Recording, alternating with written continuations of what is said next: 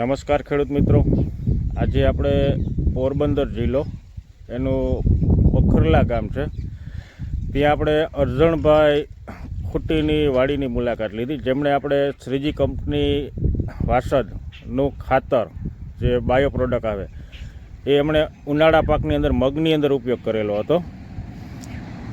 એની અંદર આપણે bio NPK અને A1 કાર્બન આ બે વસ્તુ મિક્સમાં નાખેલી છે. અને આજે આપણે અરજણભાઈની રૂબરૂ મુલાકાત માટે જ આવ્યા છીએ, તો આપણે એમનો પરિચય અને એમણે મગની અંદર કયું ખાતર આપ્યું છે અને કેટલા સમયનો થયો અને ફ્લાવરિંગ કેવું છે આ બધા વિશે આપણે એને રૂબરૂ જ વાતચીત કરીએ. તમારું નામ જણાવશો? મારું નામ અર્જન ખુટી, ગામ બખરલા.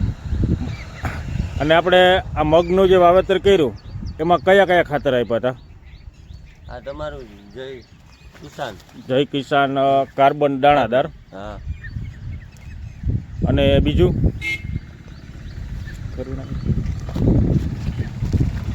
અને જય કિસાન બાયો NPK આપેલું હતું. આ બે ખાતર તમે નાખ્યા તો આનાથી તમને રિઝલ્ટમાં કેવી મજા આવી? ના બહુ સારું રિઝલ્ટ છે ખાતરનું. અને આપણે ઘઉંની અંદર આ વસ્તુ વાપરેલી હતી, પણ એમાં તમને કેટલો ઉતારામાં એમાં ફેર પડ્યો? ના બહુ સારો. અને દવાના ખર્ચામાં કેટલો ફેરફાર છે? બહુ ઓછો દવા. અને તમે આ ખાતર છે એ તમે કેટલા સમયથી આ વાપરો છો? હું 5 વર્ષથી વાપરું. અને રેગ્યુલર તમને રિઝલ્ટ મળે છે? હા, રેગ્યુલર રિઝલ્ટ. પછી આ આવનાર દિવસોમાં આપણે મગફળીનું વાવેતર થાય ચોમાસું પાકની અંદર, તો એની અંદર આપણે આ ખાતરનો ઉપયોગ કરે છે, તો એમાં તમને કેવો ફેરફાર દેખાય છે? ના બહુ સારો. ફૂગ આવવી, સુકારો છે, પછી છોડની કુમાઠ વધ, ગ્રીનરી, એમાં તમને બહુ સારું નહીં. તો આ વસ્તુ વાપરવી હોય તો આપણે બીજા ખેડૂતોને સજેશન કરી શકીએ? ના જરૂર વાપરો, એક ફેરે ટ્રાય કરો. અને જો આપણે અત્યારે મગના જ બ્લોકમાં ઊભા છીએ અને એમની કુમાઠ વધ, ગ્રીનરી તમને હાવ નજીકથી બતાવું.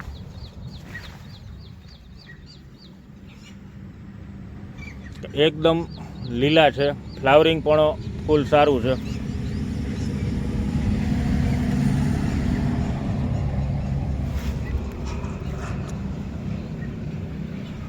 હવે ધીરે ધીરે પાક ઉપર આવવાની તૈયારી છે. તો અર્જણભાઈ, આપણે બખરલાની અંદર કેટલા ખેડૂતો આ ખાતરનો ઉપયોગ કરે છે? ઘણા ખેડૂતો, મારા અંદાજ પ્રમાણે તો ઘણા ખેડૂતો. એક આપણે બાલુભાઈ ખુટી છે, લાભુભાઈ ખુટી છે, પછી ત્યારબાદ તમે છો, ત્યારબાદ ઘણા બધા ખેડૂતો છે, પણ બધાના તો મોટે નામ ના હોતા. તો આપણે અર્જણભાઈની મુલાકાત લીધી, એમને મગનું જે વાવેતર કર્યું છે એ પણ આપણે જોયું કે એનું ફ્લાવરિંગ, વધ, કુમાશ બધી વસ્તુ બહુ સારામાં સારી છે,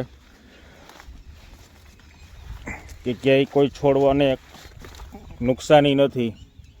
અને હવે આ આખો ઘેરો પાક ઉપર આવી ગયેલો છે, હજી કદાચ 20 દિવસ સુધી આ ઊભો રહે.